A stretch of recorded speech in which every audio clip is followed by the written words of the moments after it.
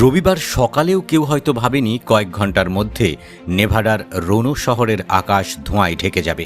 হাজার হাজার মানুষ ঘর ছেড়ে পালানোর প্রস্তুতি নেবে। আগুন শহরের প্রাণকেন্দ্রের এত কাছে পৌঁছে যাবে, কিন্তু কয়েক ঘন্টার মধ্যেই সেই আশঙ্কায় বাস্তবে পরিণত হয়। সিয়েরা পাহাড়ের পাদদেশ থেকে দ্রুত ছড়িয়ে পড়া হক ফায়ার যেন মুহূর্তে নিজের চরিত্র বদলে ফেলে। তীব্র বাতাস, অস্বাভাবিক শুষ্কতা এবং শুকনো উদ্ভিদে আগুন এমন গতিতে ছুটতে থাকে যে দমকল কর্মীদের জন্য পরিস্থিতি সামাল দেওয়া কঠিন হয়ে পড়ে। রবিবারের মধ্যে আগুনের বিস্তার 15,000 একর ছাড়িয়ে যায় এবং রোনুর কেন্দ্রের দিকে এগিয়ে আসতে থাকে। আগুনের ভয়াবহতা এতটাই বেড়ে যায় যে প্রায় 90,000 মানুষকে সরিয়ে নেওয়ার নির্দেশ বা সতর্কতা জারি করা হয়। এর মধ্যে প্রায় 42,000 মানুষ সরাসরি বাধ্যতামূলক এখনই চলে যান নির্দেশের আওতায় পড়েন।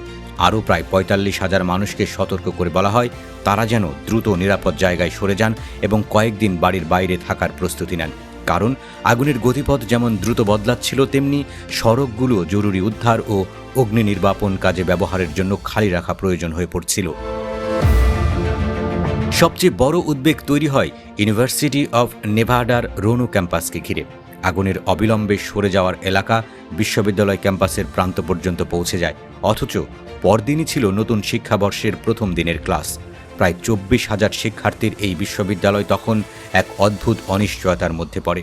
শিক্ষার্থীদের স্বাভাবিক একাডেমিক জীবন শুরু হওয়ার কথা ছিল, কিন্তু ক্যাম্পাসের কয়েকশো গজ দূরেই তখন আগুনের লেলিহান শিখা ও ধোঁয়ার মেঘ।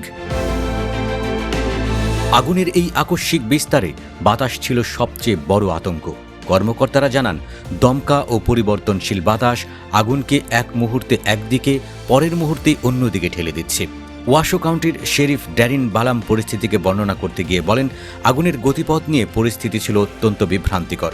শনিবার রাতেই আগুন এত দ্রুত ছড়িয়ে পড়ে যে তা দমকলের গাড়িগুলোকে টপকে অন্যদিকে চলে যাচ্ছিল এবং আগুনের বিভিন্ন অংশে পৌঁছানো কঠিন হয়ে উঠছিল।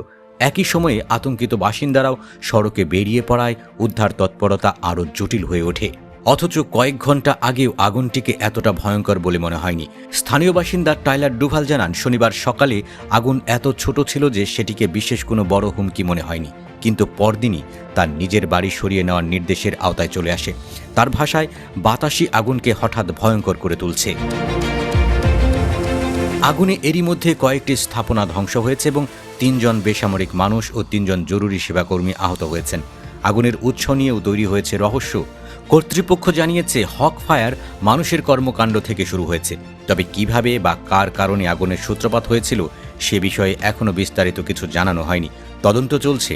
এর মধ্যেই নেভাডার গভর্নর জো লাম্বার্ডো ওয়াশো কাউন্টিতে জরুরি অবস্থা ঘোষণা করেছেন।